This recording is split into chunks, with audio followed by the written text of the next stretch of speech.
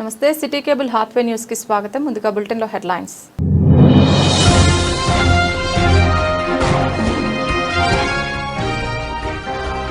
ఖమ్మం బహిరంగ సభకు భారీగా బయలుదేరిన కని సిపిఐ శ్రేణులు.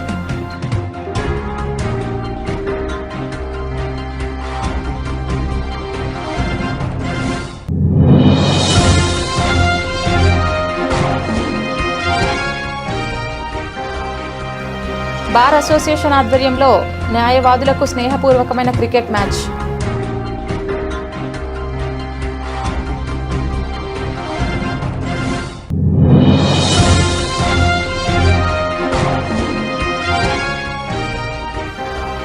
కొడుకును హత్య చేసి ఆత్మహత్య చేసుకున్న తండ్రి. మంచిర్యాల జిల్లా జన్నారం మండలం రాంపూర్ గ్రామంలో జరిగిన ఘటన.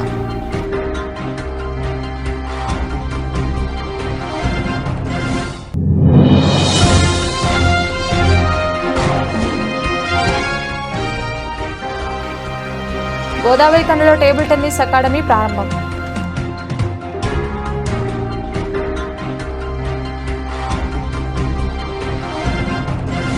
సిపిఐ శత వసంతాల ముగింపు ఉత్సవాల సందర్భంగా ఆదివారం ఖమ్మంలో ఏర్పాటు చేసిన భారీ బహిరంగ సభకు గోదావరి ఖని పారిశ్రామిక ప్రాంతం నుంచి పార్టీ ప్రజా సంఘాల నాయకులు కార్యకర్తలు భారీగా తరలి వెళ్లారు.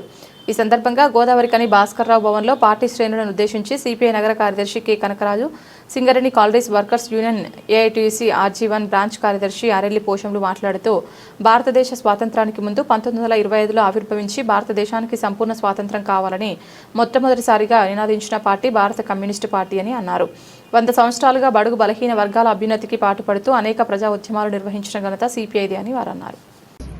భారత కమ్యూనిస్టు పార్టీ భారతదేశంలో ఆవిర్భవించి 100 సంవత్సరాలు పూర్తయిన సందర్భంగా ఖమ్మంలో ఈరోజు భారీ బహిరంగ సభ నిర్వహించుకోవడం జరుగుతూ ఉన్నది. బహిరంగ సభకు దాదాపు 5 లక్షల మంది కామ్రేడ్స్ హాజరు కానున్నారు. అదేవిధంగా భారతదేశ వ్యాప్తంగానే కాకుండా ప్రపంచ వ్యాప్తంగా 42 దేశాల నుండి ప్రతినిధులు ఈ సభలో పాల్గొబోతా ఉన్నారు. మరి చారిత్రాత్మకమైనటువంటి భారత కమ్యూనిస్టు పార్టీ భారతదేశంలో మొట్టమొదటి పార్టీగా పుట్టి అనేక ప్రజా ఉద్యమాలు నిర్వహించి ప్రజా హక్కుల కోసం, కార్మిక హక్కుల కోసం పోరాటం చేసిన ఏకైక పార్టీ భారత కమ్యూనిస్టు పార్టీ. మరి భారత కమ్యూనిస్టు పార్టీ ఖమ్మం సభలను విజయవంతం చేయడానికి గోదావరి ఖని పారిశ్రామిక ప్రాంతం నుండి పెద్ద ఎత్తున పార్టీ, యూనియన్, ప్రజా సంఘాల నేతలు, కార్యకర్తలు హాజరవుతా ఉన్నారు. భవిష్యత్తులో భారత కమ్యూనిస్టు పార్టీని ఆదరించాలని ఈ సందర్భంగా ప్రజలందరికీ విజ్ఞప్తి చేస్తా ఉన్నాం. చలో చలో చలో చలో చలో చలో CPI CPI AITC AITC CPI CPI పోరాటాలు ప్రజా పోరాటాలు ప్రజా పోరాటాలు వర్ధిల్లాలి భారత కమ్యూనిస్టు పార్టీ జిందాబాద్ సిపిఐ జిందాబాద్ జిందాబాద్ జిందాబాద్ సిపిఐ జిందాబాద్ జిందాబాద్ జిందాబాద్ జిందాబాద్ సిపిఐ జిందాబాద్ జిందాబాద్ జిందాబాద్ సిపిఐ జిందాబాద్. జనవరి 26, 2026 గణతంత్ర దినోత్సవాన్ని పురస్కరించుకొని బార్ అసోసియేషన్ గోదావరి ఖని ఆధ్వర్యంలో న్యాయవాదులకు స్నేహపూర్వకమైన క్రికెట్ మ్యాచ్ స్థానిక జవహర్లాల్ నెహ్రూ స్టేడియంలో నిర్వహించడం జరిగింది. ఈ కార్యక్రమానికి ముఖ్య అతిథిగా principal junior civil judge Shri Venkata Sachin Reddy గారు హాజరై టాస్ వేసి కార్యక్రమాన్ని ప్రారంభించారు. ఈ సందర్భంగా వారు మాట్లాడుతూ క్రీడలు ఆరోగ్యానికి, మానసికంగా ఉల్లాసానికి ఎంతో ఉపయోగపడతాయని తెలియజేశారు. ఈ మ్యాచ్లో తొలుత టాస్ గెలిచి బ్యాటింగ్ ఎంచుకున్న రంగు శ్రీనివాస్ జట్టు నిర్ణీత 20 ఓవర్లలో 177 రన్నులు చేయగా మహమ్మద్ ఉమర్ జట్టు 178 పరుగులు చేసి విజయం సాధించింది. ఈ మ్యాచ్లో మ్యాన్ ఆఫ్ ది మ్యాచ్ నుచ్చు శ్రీనివాస్ గారిని వరించింది.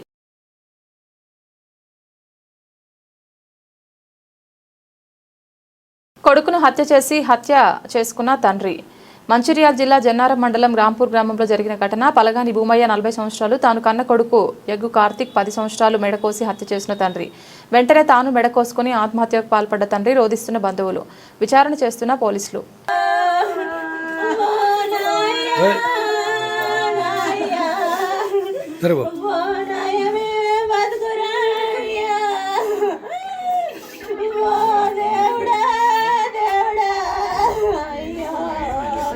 అమ్మో దేవుడా నా కొడుకా నా కొడుకుని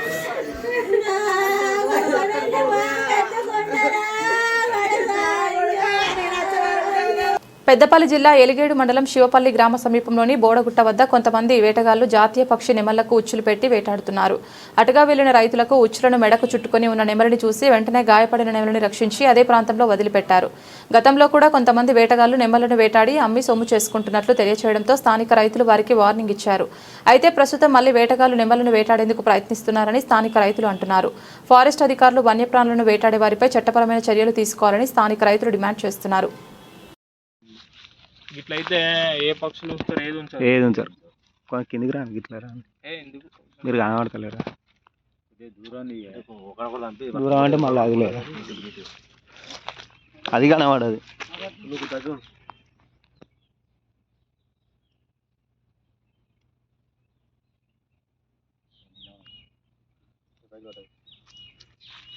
మీకు పట్టు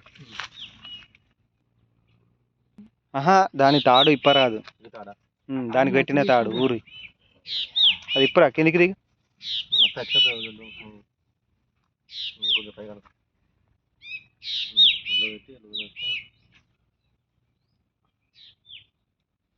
పట్టుకో కింద వరకే కదా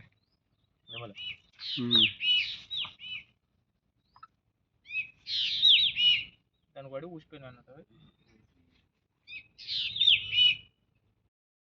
గోదావరికని కళ్యాణ్ నగర్ త్రివేణి కాంప్లెక్స్ లో చీఫ్ కోచ్లు ఎస్కే సలీం, క్రాంతికుమార్ ఆధ్వర్యంలో నిర్వహిస్తున్న గోదావరికని టేబుల్ టెన్నిస్ అకాడమీని ఆదివారం ఘనంగా ప్రారంభించారు. ఈ కార్యక్రమానికి ముఖ్య అతిథిగా రామగుండం కార్పొరేషన్ కాంగ్రెస్ అధ్యక్షులు బొంతల రాజేష్ హాజరు కాగా ఐఎంఏ అధ్యక్షులు డాక్టర్ క్యాసా శ్రీనివాస్తో కలిసి అకాడమీని ప్రారంభించారు. ఈ సందర్భంగా అతిథులు మాట్లాడుతూ గోదావరికనిలో టేబుల్ టెన్నిస్ అకాడమీ ప్రారంభించడం ఎంతో ఆనందకరమని తెలిపారు. ఈ అకాడమీ ద్వారా పిల్లల్లో దాగి ఉన్న క్రీడా నైపుణ్యాలను వెలికితీయడానికి మంచి అవకాశం కలుగుతోందని అన్నారు. క్రీడల్లో పాల్గొనడం వల్ల పిల్లల మెదడు చురుగ్గా పనిచేసి శారీరకంగా మానసికంగా ఆరోగ్యంగా ఎదుగుతారని పేర్కొన్నారు. తల్లిదండ్రులు తమ పిల్లలను ఈ అకాడమీలో చేర్పించి క్రీడాభివృద్ధికి తోడ్పడాలని సూచించారు. ఈ అకాడమీ కాకుండా సింగరేణి యజమానులతో మాట్లాడి ఎక్కడైనా ప్లేస్ ఉంటే మీరు చూసుకోండి. ఎమ్మెల్యే గారి సహకారంతో, యూనియన్ల సహకారంతో, ఐఎంఏ అధ్యక్షుడు సహకారంతో, నా వంతు సహకారంతో, ఇక్కడ వచ్చిన అతిథులందరి సహకారంతో ఖచ్చితంగా సలీం గారికి, క్రాంతి గారికి ఖచ్చితంగా మేము ముందుంటామని చెప్పి ఖచ్చితంగా రాజ్ ఠాకూర్ 2009 ఆయన షాప్ చైర్మన్. స్పోర్ట్స్ అంటే ఆయన చాలా ఇష్టం. ఇటువంటి క్రీడలను ప్రోత్సహించేందుకు చాలా ముందుంటాడు ఎమ్మెల్యే గారు. మరి ఎమ్మెల్యే గారి దృష్టికి ఖచ్చితంగా ఒక అధ్యక్షుడిగా నేను తీసుకెళ్తాను. అలాగే నా సోదరులు ఇద్దరు మోబీనును, మా అజ్మతులు కూడా ఉన్నారు. అన్న పెద్దన్న కూడా, నారాయణ కూడా ఉంటాడు, సీనన్న కూడా ఉంటాడు. అందరూ కలిసి ఖచ్చితంగా సహకారం చేసి ఖచ్చితంగా దీన్ని ముందుకు తీసుకెళ్లే ప్రయత్నం చేద్దాం. టేబుల్ టెన్నిస్ అంటే మన సింగరేణిలో పోతే సింగరేణి పిల్లలకే వాళ్ళు పర్మిషన్ తీసుకోవాలి, అక్కడ ఆడిపియాలి. తెలుగు రాష్ట్రాల్లో మహిళలకు ఆర్టీసీ బస్సుల్లో ఉచిత ప్రయాణ సదుపాయం ఇప్పటికే విజయవంతంగా కొనసాగుతోంది. అయితే ఇప్పుడు ప్రభుత్వం పురుషులకు కూడా ఈ పథకాన్ని వర్తింపచేసే దిశగా అడుగులు వేస్తోంది.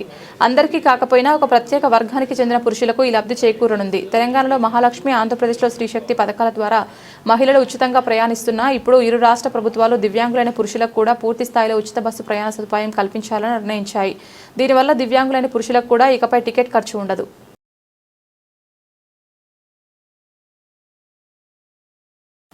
మగం అంటే యజ్ఞం. యజ్ఞ యాగాది క్రతువులకు మాఘమాసాన్ని శ్రేష్టమైందిగా భావించేవారు. ఈ మాఘాధిపత్యాన క్రతువులు జరిగే మాసం కనుక మాఘమాసమైంది. మాఘస్నానం పవిత్ర స్నానంగా భావిస్తారు. పాపరాహిత్యం కోసం నదీ స్నానాలు చేయడం మాఘమాస సంప్రదాయం. మాఘస్నానాలు సకల కలుషాలకు హరిస్తాయని భారతీయుల విశ్వాసం. మాఘస్నాన మహత్యాన్ని బ్రహ్మాండ పురాణం పేర్కొంటోంది. మృకండుముని మనస్వింద్ల మాఘస్నాన పుణ్య ఫలమే వారి కుమారుడైన మార్కండేయుని అపమృత్యువును తొలగించిందని పురాణ కథనం. కళ్యాణ కారణమైన ఈ మాసంలో చేసే స్నానం పరమ పవిత్రంగా భావిస్తారు. పాపరాహిత్యం కోసం నదీ స్నానాలు చేయడం మాఘమాస సంప్రదాయం.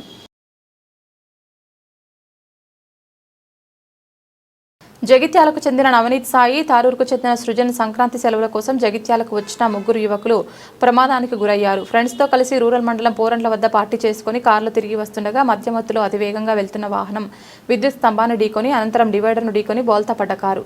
ఈ ఘటనలో తీవ్ర గాయాల పాలైన ముగ్గురు యువకులు నవనీత్ సాయి తేజ ఆసుపత్రికి తరలించే లోపే మృతి చెందగా సృజన్ పరిస్థితి విషమంగా ఉన్నట్లు వైద్యులు తెలిపారు. రూరల్ పోలీసులు కేసు నమోదు చేసి దర్యాప్తు చేస్తున్నారు.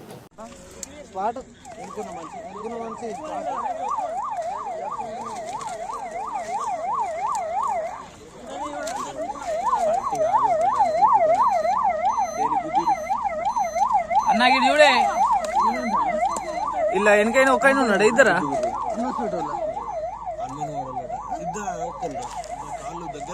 అధునాతన సాంకేతికతతో ఇంటి చుట్టూ హైడ్రాలిక్ జాకీలను అమర్చి ఇంటిని అమాంతం పైకి లేపి అందరినీ ఆశ్చర్యానికి గురి చేస్తున్నారు హర్యానా ఈశ్వర్ హౌస్ లిఫ్టింగ్ సంస్థ సిబ్బంది. నిర్మల్ జిల్లా కేంద్రంలోని శాస్త్రీనగర్ కాలనీకి చెందిన గంగిశెట్టి శ్రీనివాస్ అనే వ్యక్తి ఇంటి నిర్మాణం కిందకి ఉండడంతో వర్షం కురిసినప్పుడల్లా ఆ కుటుంబం తీవ్ర ఇబ్బందులకు గురవుతూ వచ్చింది. అదే సమయంలో ఇంటి ఎత్తును పెంచే సాంకేతికత వారికి పరిచయస్తుల ద్వారా తెలిసింది. దాంతో వారు వెంటనే ఇంటి ఎత్తును పెంచే పనిలో పడ్డారు. దీంతో ఆ ఇంటి యజమాని హర్యానా నుంచి నిపుణులను పిలిపించారు. భవన పునాదికి జాక్లు అమర్చి మిల్లీమీటర్ స్థాయిలో సమతుల్యత కాపాడుతూ పైకి ఎత్తుతున్నారు. नागपुर आदिलाबाद में काम किया अभी 2007 से काम कर रहे हैं अभी और 50-60 तक बिल्डिंग हाउस लिफ्टिंग कर दिए हैं. जिस मकान में पानी ज़्यादा बारिश का पानी घुसता है उसे ऊंचाई करते हैं हम लोग और ईश्वर कंपनी हमारा है हरियाणा से. పేరు గంగిశెట్టి శ్రీనివాస్, నిర్మల్ జిల్లా శాస్త్రీనగర్. అయితే ప్రతి వర్షాకాలము పెద్ద వర్షం పడ్డప్పుడల్లా మా ఇంట్లోకి భారీగా నీరు చేరి డ్రైనేజ్ నీళ్ళు మొత్తం ఇంట్లోకి వచ్చేసరికి అంటే మొత్తం ఎలక్ట్రానిక్ ఐటమ్స్, మన ఇన్వర్టరు, ఫ్రిడ్జ్ ఇలాంటి అన్నీ చెడిపోవడం జరుగుతుంది. ప్రతిసారి వర్షం పడ్డప్పుడల్లా పెద్ద వర్షం పడ్డప్పుడల్లా టెన్షన్కు మరి మేము ఏం చేయాలనేది మాకు తోచక ఈ హర్యానా వాళ్ళది బృందం నంబర్ దొరికింది. వాళ్ళు జాక్ సిస్టమ్ తోటి ఇల్లు లేపుతారని చెప్పి తెలిసింది. వాళ్ళని పిలిపించి వాళ్ళతోటి ఈ ఇల్లు బాగా చేయించుకోవడం జరుగుతుంది. కొత్త ఇల్లు కట్టాలంటే మనకు 40-50 లక్షల వ్యయం అవుతుంది. వీళ్ళతోటి 10-15 లక్షలలోనే ఈ జాక్ తోటి ఎంత కావాలంటే అంత హైట్ లేపుకోవడం జరుగుతుంది. కాబట్టి ఇది మాకు మంచి ఊరట లభించింది.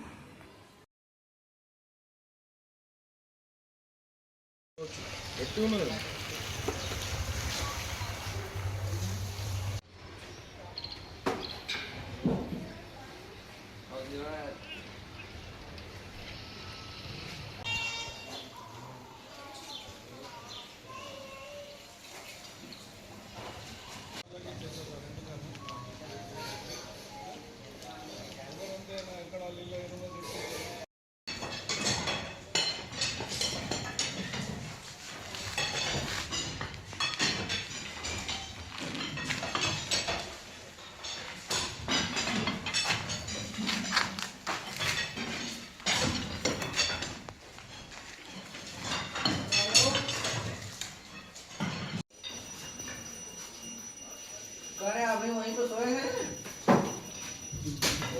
आइए न्यूज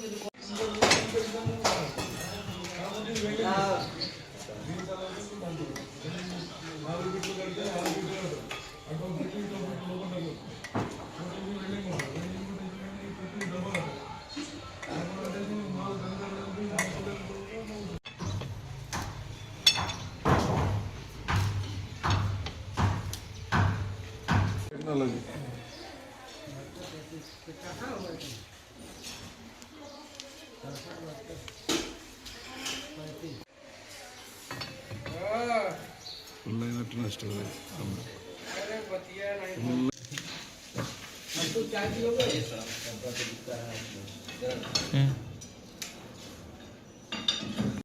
బులెటిన్ ముగించే ముందు హెడ్లైన్స్ మరొకసారి.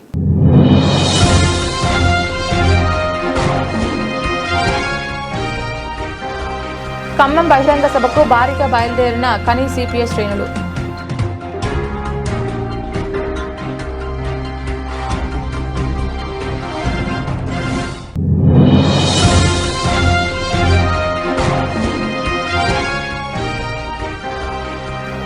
బార్ అసోసియేషన్ ఆధ్వర్యంలో న్యాయవాదులకు స్నేహపూర్వకమైన cricket match.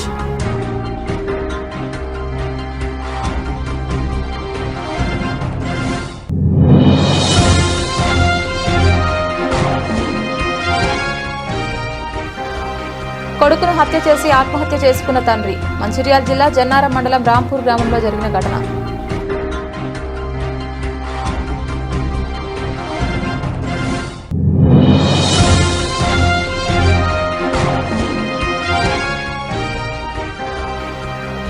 Godavari ఖండలో table tennis academy ప్రారంభం.